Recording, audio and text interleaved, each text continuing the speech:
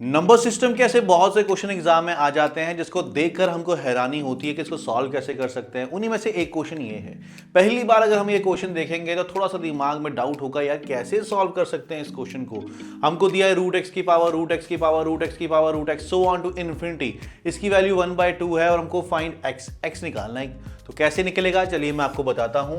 अगर root X so on to infinity 1/2 है तो इसका मतलब अगर यहां से शुरू करूं तब भी तो बात सेम ही है, तभी तो रूट एक्स की पावर रूट एक्स की पावर रूट एक्स ही है। इसका मतलब इसकी वैल्यू भी क्या होगी, 1/2 के बराबर ही होगी। तो फिर मैं इसकी जगह पर क्या कर दूंगा, 1/2 लिख दूंगा। अब जब मैंने 1/2 लिख दिया, अब रूट को अगर मैंने हटाना है, रूट क्या होता है, 2 होता है। तो जब रूट हटता है तो ये पावर में जाके क्या बन जाता है, 1/2 बन जाता है।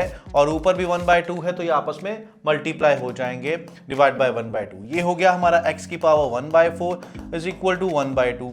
और 1/4 को जब मैं दूसरी तरफ लेके जाऊंगा, आपको पता है जब इधर स्क्वायर होता है उधर जाके क्या हो जाता है, स्क्वायर रूट हो जाता है, मतलब 1/2 हो जाता है।